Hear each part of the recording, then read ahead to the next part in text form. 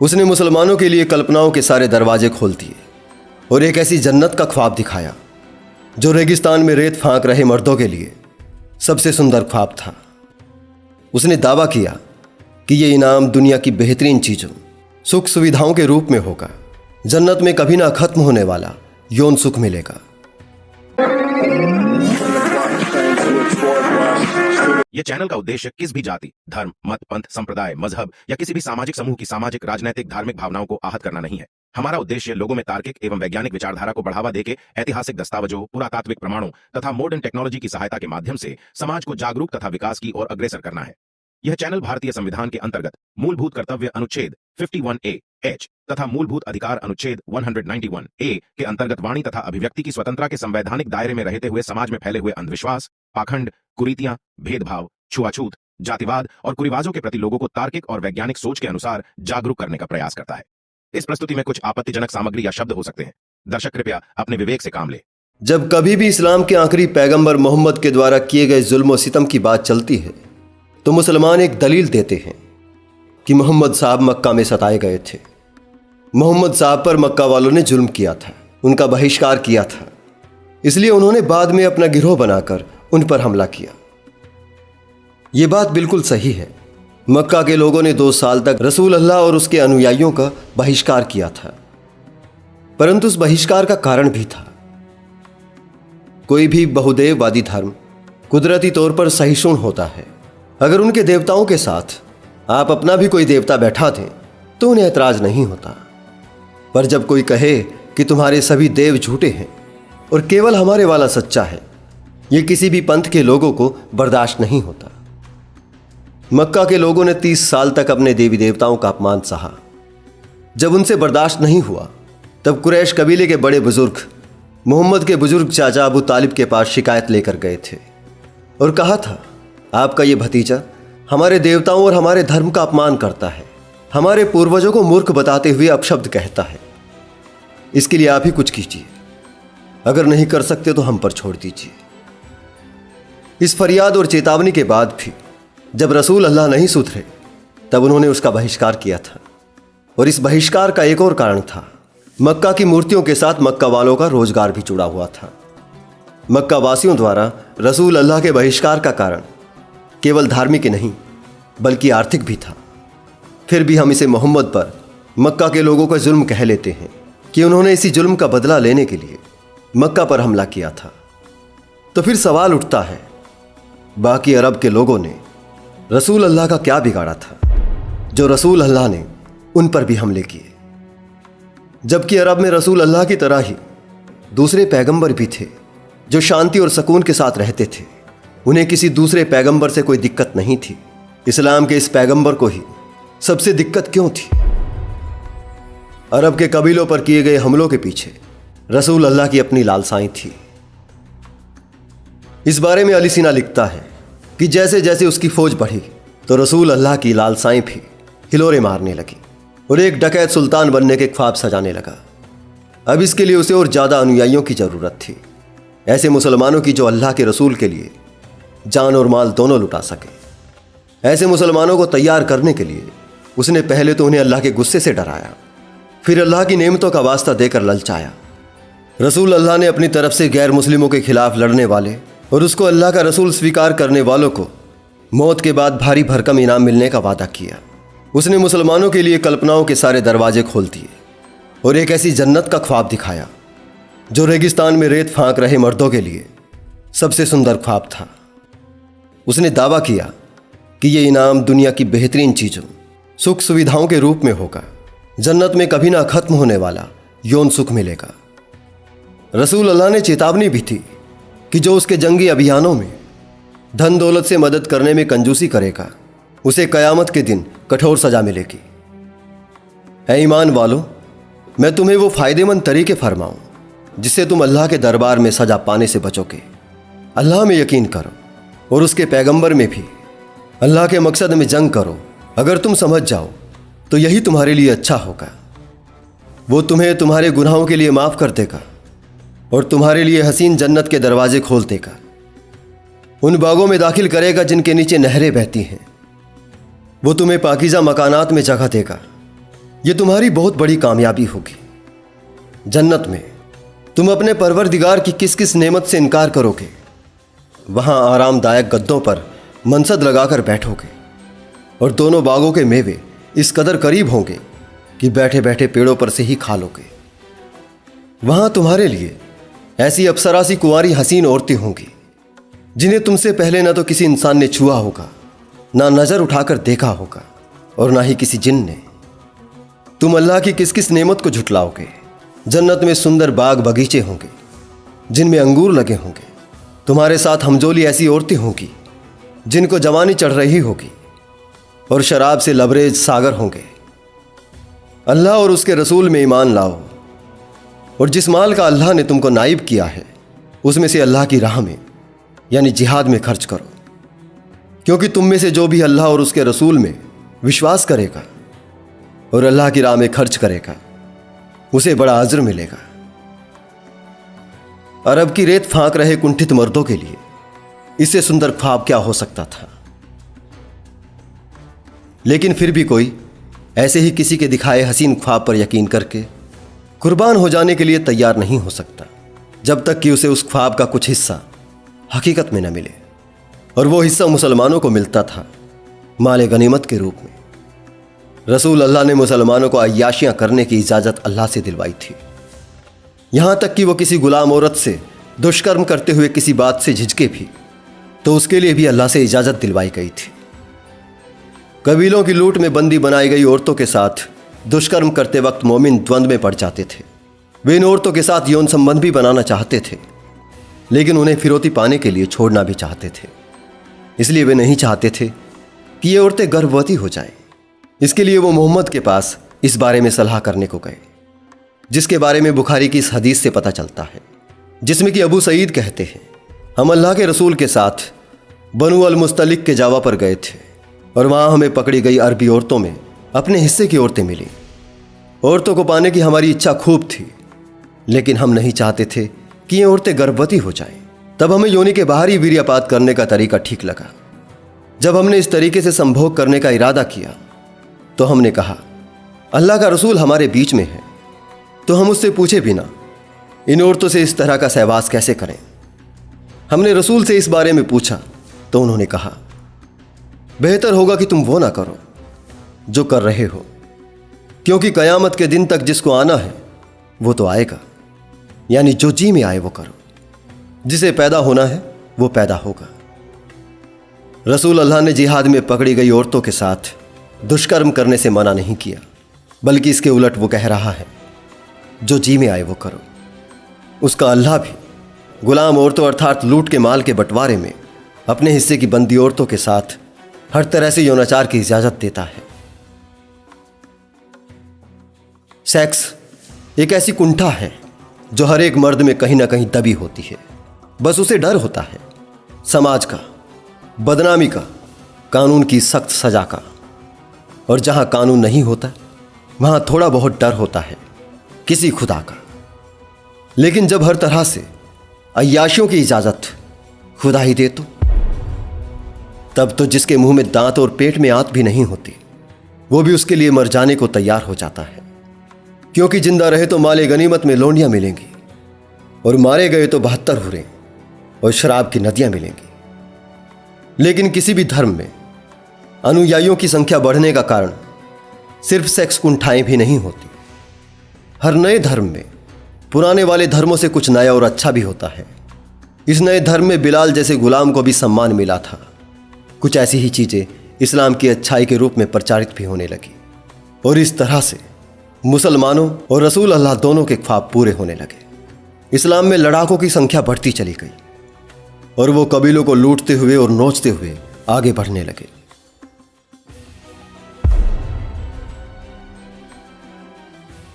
आगे अली सीना सीरत रसूल अल्लाह पेज नंबर 515 का हवाला देता है कि इब्ने इसहाक लिखता है, रसूल यहूदियों के किलों पर एक के बाद एक कब्जा करते जा रहे थे और वहां की औरतों और बच्चों को बंदी बनाते जा रहे थे।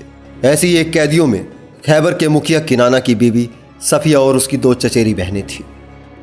रसूल ने सफिया को अपने हिस्से में रख लिया, दूसरी कैदी औरतों को मोमिनों में बांट दिया। बिलाल सफिया को रसूल के पास लाया और ये लोग रास्ते में यहूदी मर्दों की लाशों पर चढ़कर आए थे। जब मोमिन सफिया को पकड़कर रसूल के पास ला रहे थे तो उसकी सहेलियां उसके लिए चीख रही थीं और रेत उठा उठा कर उन पर फेंक रही थी। जब रसूल ने यह देखा तो उन्होंने कहा, इन चुड़ैलों को यहाँ से हटाओ। पर रसूल ने सफिया को वहीं खड़ी रहने का फरमान सुनाया और उसके ऊपर लबादा फेंका ताकि मोमिन ये जान सके कि उसे रसूल ने अपने लिए चुन लिया है। बुखारी ने भी कुछ हदीसों में रसूल अल्लाह की खैबर पर फतेह और सफिया के साथ दुष्कर्म के बारे में लिखा है। अनस ने कहा, जब अल्लाह के रसूल ने खैबर पर हमला किया तो हमने सुबह फजर की नमाज पढ़ी। रसूल घोड़े पर सवार हुए और अबू तलहा भी। हम अबू तलहा के पीछे घोड़े पर थे। जब रसूल शहर में दाखिल हुए तो उन्होंने कहा, हमने खैबर को मिटा दिया। जैसे ही हम लोगों की बस्ती के निकट पहुंचेंगे जिन पर हमला करना है तो उनके लिए सुबह कयामत लेकर आएगी। रसूल ने यह बात 3 बार कही। सुबह हुई तो उस शहर के लोग अपने रोजमर्रा के काम के लिए निकले और डर से चीखने लगे, मोहम्मद आ गया अपनी फौज के साथ। इतने में दिया आया और बोला, हमने खैबर जीत लिया है, लोगों को कैद कर लिया है और खूब माल इकट्ठा किया है अल्लाह के रसूल, मुझे गुलाम लड़की दो। रसूल ने कहा, जाओ और कैदियों में से किसी एक लड़की को ले लो। उसने सफिया बीते को लिया। तब एक व्यक्ति रसूल के पास आया और बोला, हे अल्लाह के रसूल, आपने दिया को सफिया दे दी। अरे वो तो यहूदी कुरैजा अन-नज़ीर कबीले की मुखिया की मुख्य सेविका है, उसे तो आपके पास होना चाहिए। तो फिर रसूल ने कहा, दिया को सफिया सहित ले आओ। दिया सफिया के साथ आए और रसूल ने सफिया को देखा और दिया से कहा, कैदियों में से किसी और औरत को ले लो। अनस ने आगे कहा, रसूल ने उसे कैद से आज़ाद कर दिया और उससे शादी कर ली। साबित ने अनस से पूछा, ओ अबू हमजा, रसूल ने सफिया को मेहर में क्या दिया? उन्होंने कहा, सफिया खुद मेहर थी क्योंकि रसूल ने उसे आज़ाद किया और शादी की। अनस ने फिर कहा, रास्ते में उम्मे सलैम ने उसे दुल्हन के रूप में तैयार किया और रात में वो रसूल के पास दुल्हन की तरह भेजी गई।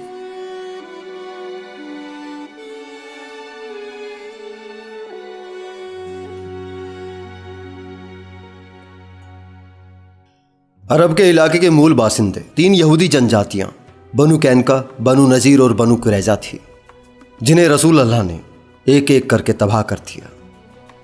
इब्ने इसाक बनु कैनका का ये किस्सा कुछ यूं बताता है। बनु कैनका कबीला उन पहले यहूदियों में से था जिसने रसूल के साथ समझौते को तोड़ा। बद्र और उहद के बीच ये युद्ध हुआ। रसूल और उसके आदमियों ने यहूदियों की तब तक घेराबंदी किए रखी जब तक उन्होंने बिना शर्त आत्मसमर्पण नहीं कर दिया। जब अल्लाह ने यहूदियों को उनके कदमों में झुका दिया तो अब्दुल्ला बिन उबई बिन सलूल रसूल के पास आए और बोले, ओ मोहम्मद, मेरे लोगों के साथ दयापूर्वक व्यवहार करें। लेकिन रसूल ने उनकी बातों को कोई महत्व नहीं दिया। अब्दुल्ला उबई बिन सलूल ने मोहम्मद से फिर दरियाफ्त की, लेकिन वो मुंह फेर कर चले गए।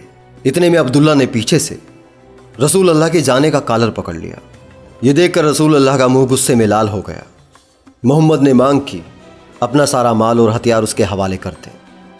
बनु कैनका कबीले से मिले माल का 5वां हिस्सा रसूल ने खुद के लिए रख लिया और बाकी अपने आदमियों में बांट दिया। इसके बाद बनु कैनका कबीला समाप्त हो गया। इसके बाद रसूल अल्लाह की नज़र बनु नज़ीर और बनु कुरैजा कबीले पर पड़ी। अल मुबारकपुरी लिखता है, मोहम्मद ने दावा किया था कि सबसे बड़ा फरिश्ता जिब्राइल उसके पास आया था और बोल रहा था, हे रसूल, तुम अपनी मयान से तलवार निकालो और बनु कुरैजा की बस्ती की ओर कूच करो, उनसे जंग करो। जिब्राइल बोला, वो अपने फरिश्तों के दल के साथ आगे आगे चलकर दुश्मन के किलों को हिला देगा और वहाँ के निवासियों में खौफ पैदा कर देगा। अल मुबारकपुरी आगे लिखता है, अल्लाह के पैगंबर ने अजान लगाने वाले को बुलाया और बनु कुरैजा कबीले पर हमले का ऐलान करने का हुक्म दिया। इस्लाम का अध्ययन करते हुए ये ध्यान देने वाली बात है कि अजान देने का एक अर्थ जंग के लिए आवाज़ लगाना भी है। मुसलमानों के दंगे हमेशा मस्जिद में नमाज पढ़ने के बाद ही शुरू होते हैं। मोहम्मद के पास 3000 हरावल दस्ते वाली फ़ौज थी और अंसार मुहाजिरीन के 30 घुड़सवार थे। बनु कुरैजा पर आरोप लगाया गया कि ये मक्का वासियों के साथ मिलकर मुसलमानों के खिलाफ साजिश रच रहे हैं, जबकि मुस्लिम इतिहासकारों ने इस आरोप को खारिज करते हुए कहा है कि मक्का वासियों ने इसलिए बिना लड़े ही मोहम्मद के सामने आत्मसमर्पण कर दिया था, क्योंकि इन्हें बनु कुरैजा कबीले से समर्थन नहीं मिला था। बनु कुरैजा कबीले के खिलाफ मोहम्मद की जंग 25 दिन चली। अंत में इस कबीले के लोगों ने बिना किसी शर्त के आत्मसमर्पण कर दिया। रसूल ने आदेश दिया कि इस कबीले के पकड़े गए पुरुषों के हाथ पैर बांध दिए जाए और महिलाओं और बच्चों को अलग एक जगह पर रखा जाए। बनु कुरैजा कबीले का यह हाल देखकर अब तक इस कबीले की मदद कर रहा ओस कबीला हिम्मत हार गया और इसने मोहम्मद से रहम की भीख मांगी। मोहम्मद ने अपने बीच के एक गुंडे साद को कहा कि वो यहूदियों की किस्मत का फैसला करे। साद कभी बनु कुरैजा कबीले का सहयोगी था, लेकिन इस्लाम स्वीकार करने के बाद इस कबीले के प्रति उसके मन में नफरत पनप गई थी। साद ने आरोप लगाया कि खंदक की जंग के दौरान मक्का वासियों ने तीर चलाए थे जो उसे लगे थे। साद मोहम्मद का अंगरक्षक था और मोहम्मद जानता था कि बनु कुरैजा के बारे में उसके मन में क्या है। साद का फैसला था कि उस कबीले के आदमियों का कत्ल कर दिया जाए और औरतों और बच्चों को कैदी बनाकर इनकी संपत्ति को मुसलमान लड़ाकों में बांट दिया जाए। मोहम्मद इस क्रूर फैसले पर खुश हुआ और बोला कि साद ने अल्लाह के निर्देश पर फैसला सुनाया है। वो अक्सर खुद के फैसलों का श्रेय अल्लाह को ही दिया करता था। इस बार उसने अपनी सनक पूरी करने के लिए साद को मोहरा बनाया। अल मुबारकपुरी कहता है, वास्तव में इन यहूदियों को अपने विश्वासघात के लिए ऐसी सख्त सजा ही मिलनी चाहिए थी। ये लोग इस्लाम के खिलाफ इकट्ठा हुए थे और इस्लाम से लड़ने के लिए इन्होंने बहुत से हथियार इकट्ठा किए थे, जिसमें 1500 तलवारें, 2000 भाले, 300 हथियारबंद, 500 कवच थे। अब ये सब साजो सामान मुसलमानों के कब्जे में थे।